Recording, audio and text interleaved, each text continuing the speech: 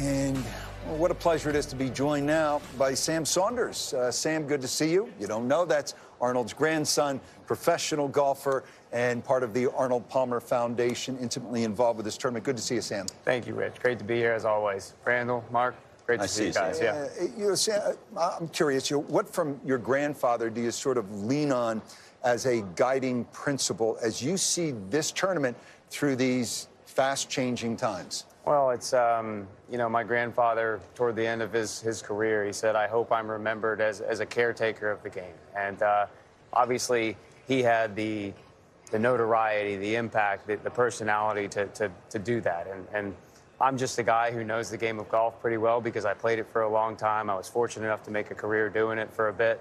But I care so deeply about the game like he did. And now I'm just trying to help, because not only do I care about the game of golf, but I care a lot about the Arnold Palmer Foundation and what my family has done here. And if I can be of help, that's what I'm here to do now. Sam, your father or grandfather was a star of unparalleled proportions, but it's not just stars, it's stars and stories that run the game, that prop the game up, that resonate with people. There was a lot of talk yesterday and coming into this tournament about you giving a sponsor exemption to Rafael Campos. Now, he was one of the better stories late last year, an emotional win in Bermuda. And yesterday there was an interview, and I think it's worth sharing with our audience, once again, with Carr, where Rafael Campos talked not just about what the sponsor exemption meant to him, but to those that follow him back in his home country of Puerto Rico.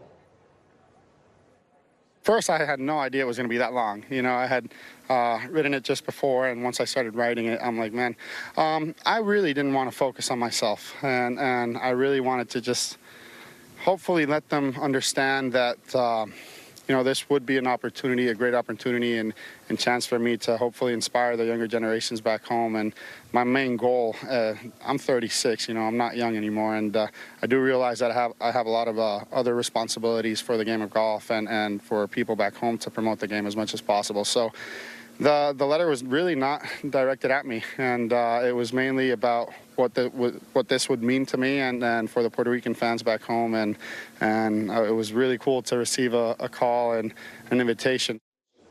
And so my question, Sam, is it seems, you know, we're in an era where every concession in the game is being made for the stars' benefit. But this is a story, and it's a great story. So my question, I guess, is what so resonated with you with Rafael Campos' story? I mean, quite simply, I don't know that there's another individual, maybe not in terms of being a superstar or a name. There's not an individual that embodies the spirit of Arnold Palmer, of my grandfather, more than Rafa Campos. Yes, he does the right things with the fans. He does the right things at pro-ams. He does everything that any tournament director could dream of.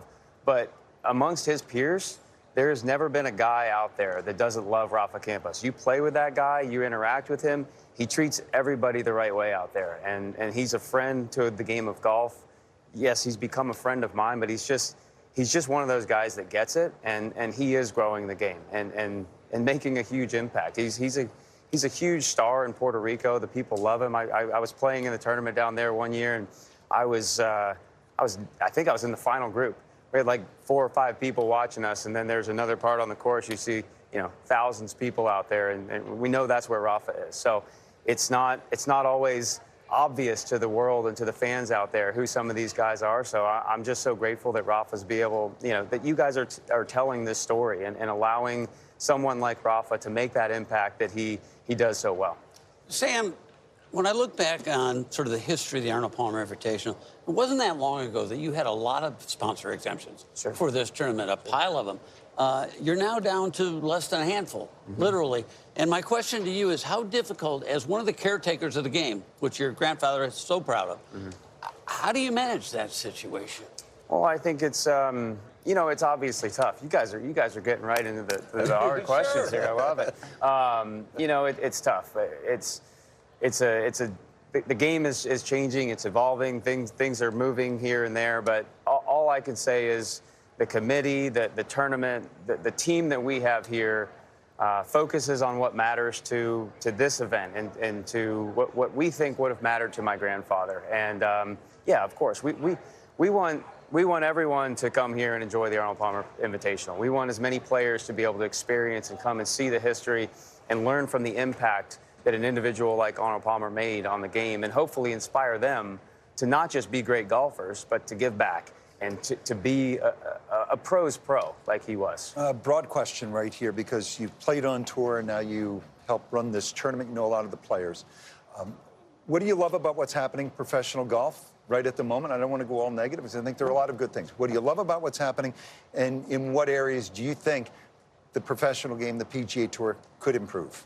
Gosh, I mean, it's hardly my place to speak about, as if I have the answers as to where the game of professional golf should go. What I do know is I care a lot about it, and I know my granddad cared a lot about it, and we want the game to be accessible. You want to see new stars rise. I mean, last week, seeing Joe Highsmith, I played with that kid a couple years ago. It feels like yesterday it's like he got out of high school and played with McHugh School, and you just see how good, how many great players there are, whether it's, through the PGA Tour U program, whether it's through the Korn Ferry Tour, or guys winning at some opposite field events out here and making it to this big stage. You just never know when that next superstar is going to arise.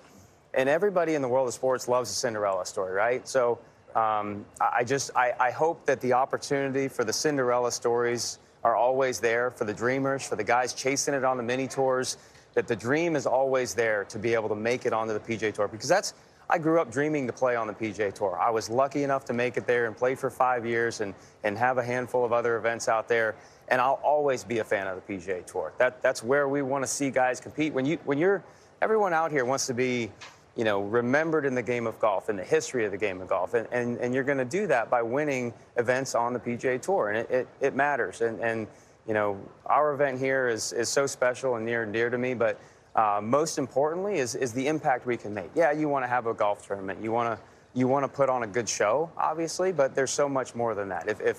If it ceases to, make a positive impact on the community and grow the game of golf, then that's just that's not what it's about for us. So we want to keep doing the right thing. Sam, we're here to obviously celebrate the best players in the world, but also to celebrate the legacy of your grandfather, which you spoke so beautifully about a minute ago as it relates to Rafael Campos. Last night I was at Cristini's, great Italian restaurant here. The accordion player, I don't know if you've ever been there and heard this guy's name's Dariusz Grabowski. He came over to me. He's from Poland.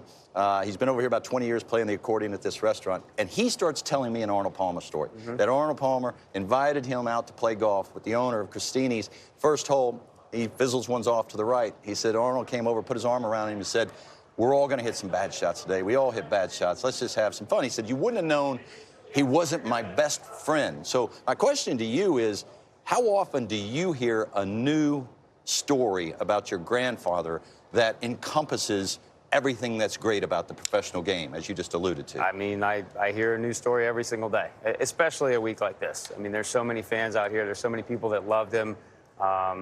It doesn't get old, honestly. I worked on the maintenance crew here 20 years ago, and I can tell you there are probably more than 10 people that are still on that crew today. And when I see them, it's a big hug. And they tell me, every time, they tell me their story of why they love my grandfather so much, why they've been working here for 15, 20, 30 plus years.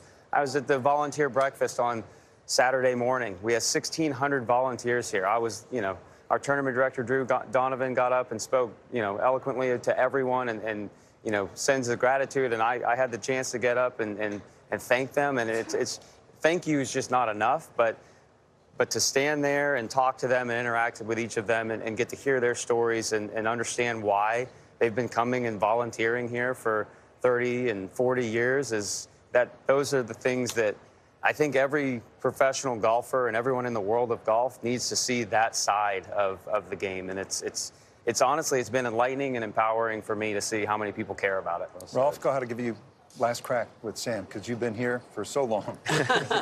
I'm going to have a new Arnold Palmer story later today. Your grandfather had a huge influence on my life, as you well know.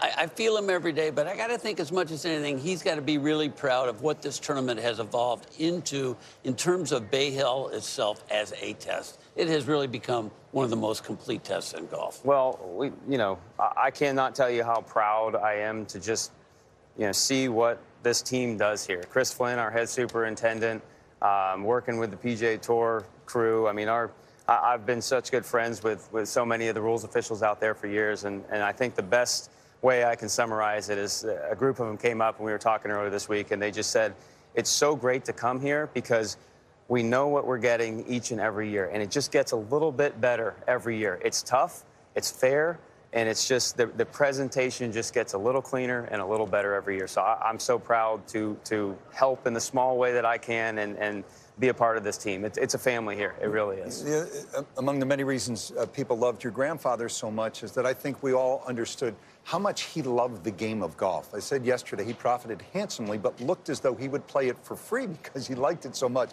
And if there were no tournament here, on a day like this, 74 degrees with sun, he'd be right over there, wouldn't he? Banging balls. Right? He'd be over on that right corner right there, re-gripping and yeah, still thinking, just maybe I'll find something. Yeah, Sam, thank you. Best to Mom and Dad and the entire family, your kids, and we really appreciate you coming by. Thank you guys. Thank you, Golf Channel, friends, family. Appreciate you guys. As we go to break, check this out, Sam. What you called him Dumpy, right? That's right. That's right. That was his nickname. Playing at the father-son here in Orlando, that was fantastic. Such a great. Oh, these are awesome. Yeah.